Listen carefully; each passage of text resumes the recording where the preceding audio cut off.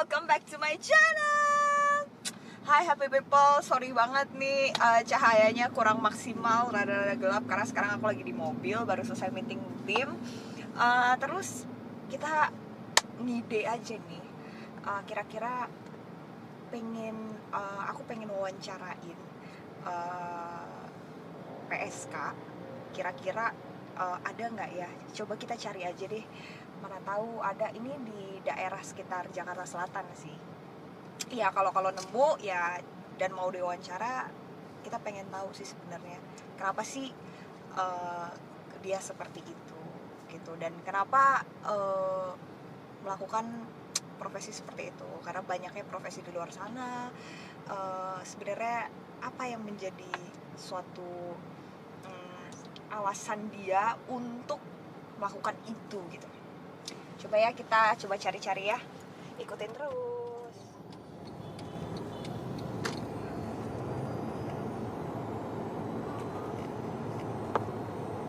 Happy people, balik lagi, welcome back to my channel. Sekarang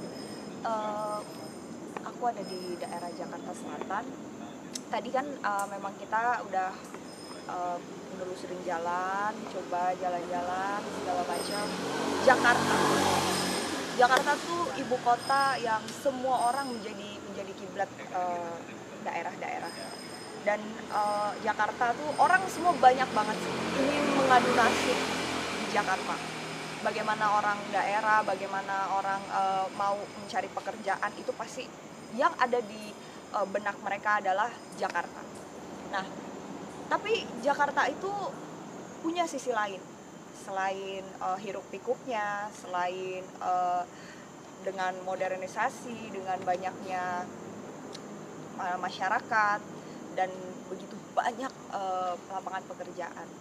Tapi kali ini aku akan ambil sisi yang berbeda dari seorang pekerja malam.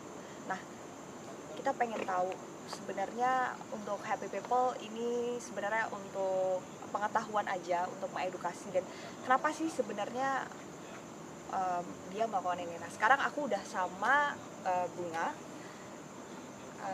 Halo Mbak. Apa kabar nih Mbak? Alhamdulillah baik. Baik ya. Terus tadi kan lagi jalan-jalan dan akhirnya ketemu lah nih sama Mbak Bunga nih. Nah, Mbak Bunga nih, profesi ini Mbak sudah jalani kan? Kenapa sih akhirnya memutuskan untuk menjadi seorang pekerja malam? Satu, saya itu juga. Kedua, ya boleh dibilang belum pernah kerja benar.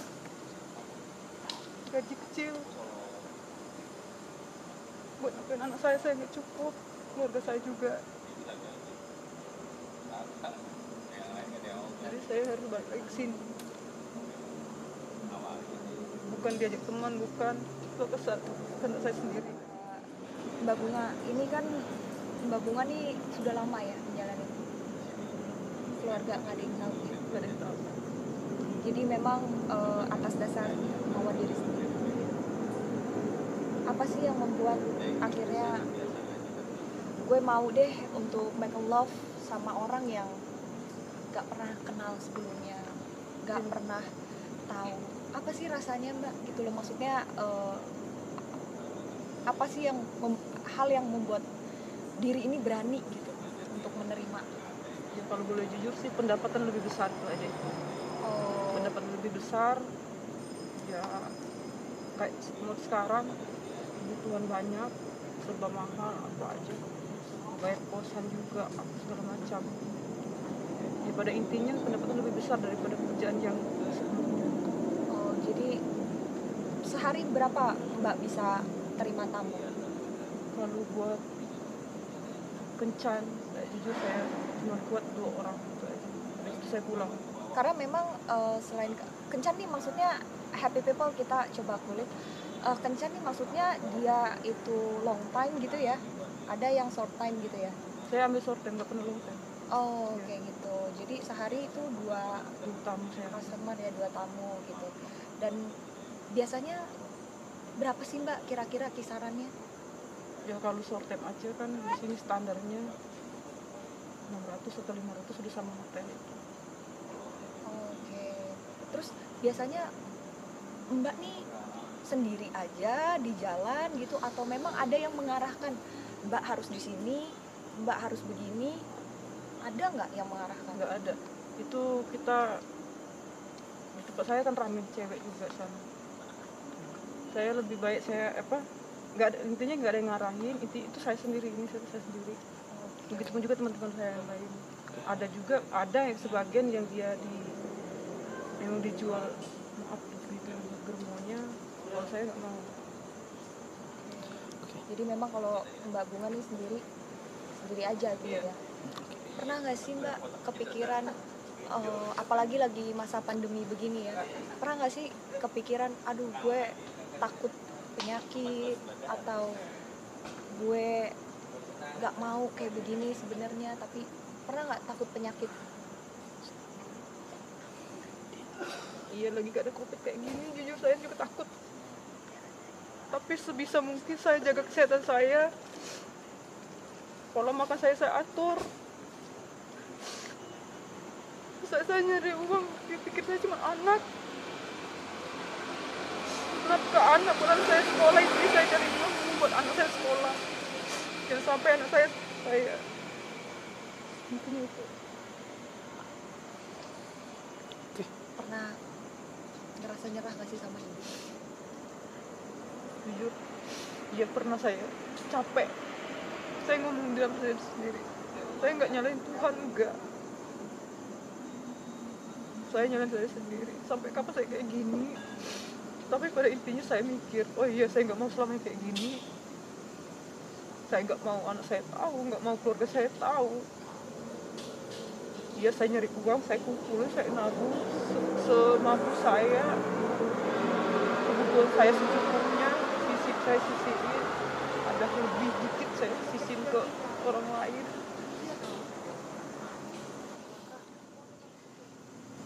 Ya dulu saya pertama kali ke hotel, dan pertama kali saya nginjakin dunia malam juga saya udah mikir dosa, penyakit,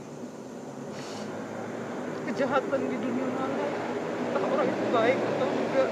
Dan saya juga pernah ketipu sama tamu,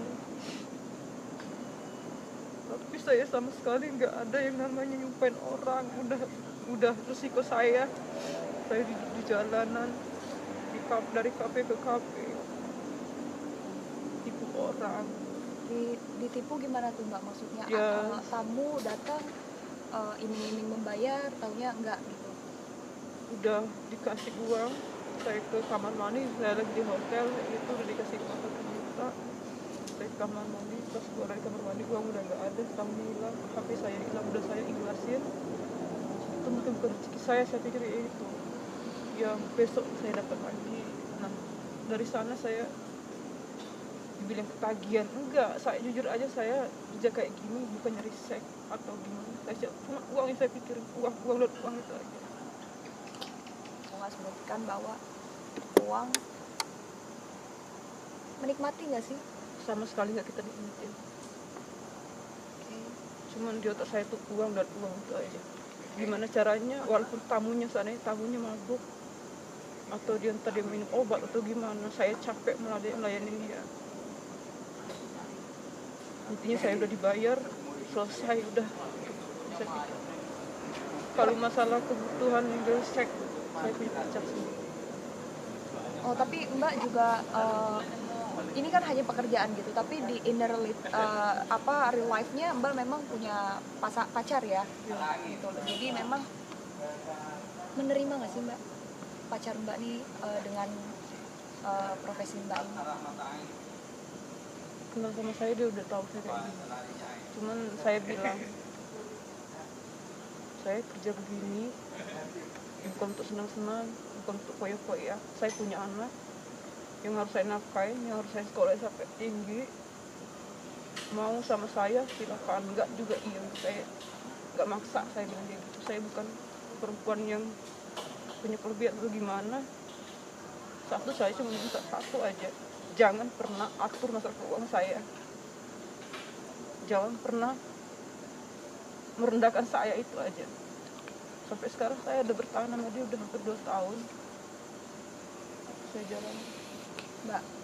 Mbak Bunga merasa berbeda nggak sih, Mbak? Berbeda dalam arti dengan orang-orang lain gitu. Merasa terkadang diri hina kah atau bagaimana kah? Udah jelas.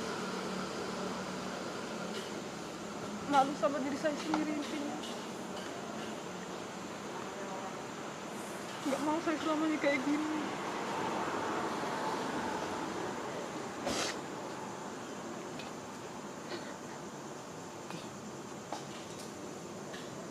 Kalau saya keluarga saya tahu, nggak tahu saya ngomong apa.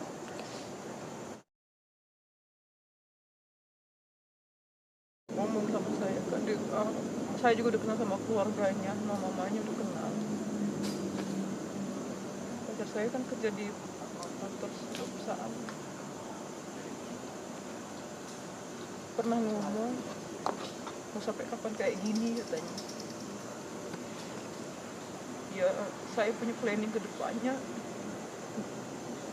Kalau saya bilang mau milih-milih sih saya salah besar ya, salah ibaratnya mau tujuan saya ini banyak kemauan, salah. Pacar saya suka nyadarin saya, ngomong kamu cari kerja lain, kamu punya kelebihan, kamu punya ijazah, saya lihat kamu pernah jadi istri rumah. Ya saya tahu katanya bisa nggak ke jalan ke ini kerjain lebih baik. Aku maaf katanya untuk merendahkan atau gimana, ini demi masa depan kamu juga. Kalau jodoh sama dia, ya dia nerima saya apa adanya. Seperti dari sana.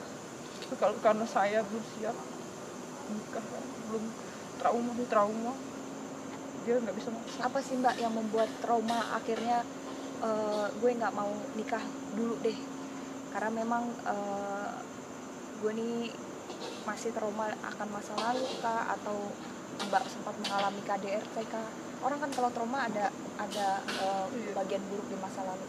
Apa Mbak yang Mbak dapat di masa lalu? Iya, rasa traumaku dulu sebelum aku nikah, aku udah jadi freelance di kafe. Udah jadi freelance, aku nikah, bener-bener nikah sah di kantor.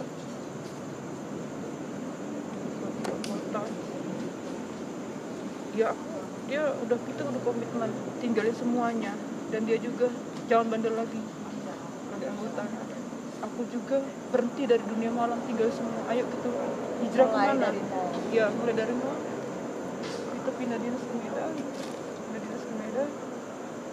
Aku bener-bener jadi ibu rumah tangga yang bener-bener pengen bener jadi istri yang baik. Gimana caranya aku nggak lagi ibaratnya itu semuanya aku tinggalin, kita pindah dinas kemana? Medan. Kira-kira udah hampir 5 tahun nikah, punya anak. Suami saya lepas kendali lah kayaknya karena pergaulan di luar sana. Dia main perempuan, dilakukan semua, itu yang nggak terima. Ada dendam di masa lalu berarti ya?